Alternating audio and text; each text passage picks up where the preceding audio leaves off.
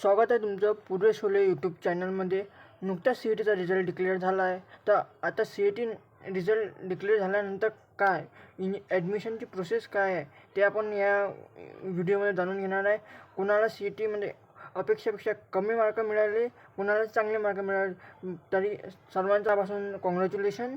तर engineering admission counselling 2024 admission process कॅपराऊंडची step by step guidance देणार आहे तुम्हाला आता. तर चला, कॅपराऊंड 2024मध्ये काय काय राहणार आहे.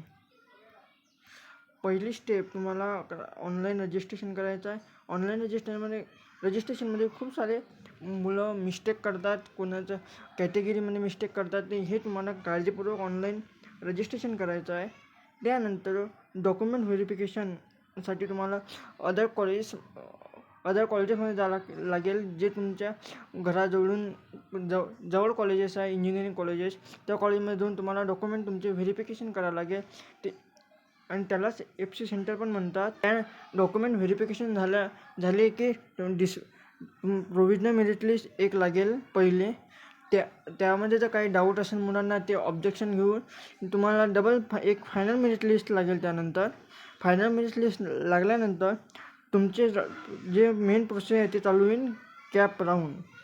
हे कॅपराऊंडमध्ये तुम्हाला कॉलेज कोणती टाकायचे, कसे टाकायचे, कोणती ब्रांच पाहिजे, कोणती नाही पाहिजे, कोणती घ्यायची, कोणतं कॉलेज घ्यायचं, या कॅपराऊंडमध्ये खूप सारे मिस्टेक राहणार. म्हणजे खूप सारे मिस्टेक करणार आहे मुलं. एकाच नावाचे 2-2, 3-3 कॉलेजेस राहते. त्यामध्ये डिफरन्स, कोणतं कॉलेज चांगलं आहे, कोणतं वाईट नाही म्हणता येईल, पण त्यापेक्षा चांगलं कॉलेज कोणतं आहे ते टाकायला मुलं खूप सारे गडबड करतात. त्यासाठी पण पूर्व शोले यूट्यूब चॅनल ही तुमची खूप मदत करणार आहे की कोणतं कॉलेज टाकायचं, कोणतं नाही टाकायचं, कोणती ब्रांच टाकायची, कोणती ब्रांच नाही टाकली पाहिजे, टेकमध्ये जायचं, कोरमध्ये जायचं, हे सगळं सांगणार आहे.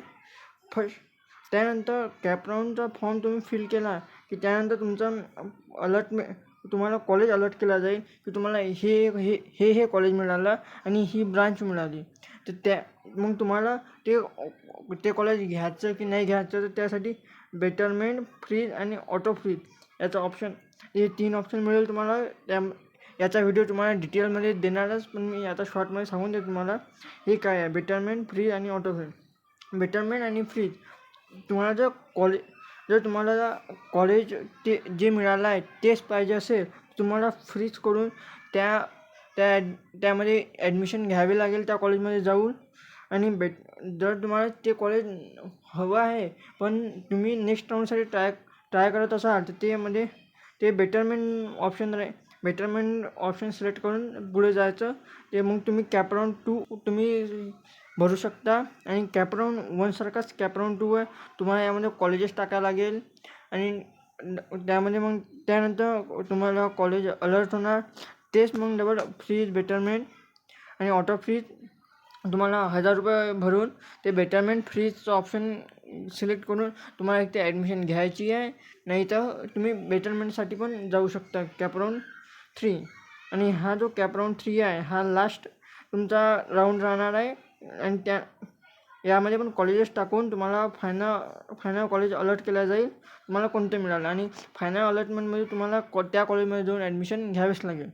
अशाच इंजिनिअरिंग ॲडमिशनच्या रिलेटेड काही डाऊट असेल तर मला कमेंट करून सांगा, मी त्यावर व्हिडिओ बनवेल. आणि सबस्क्राईब करा, लाईक करा.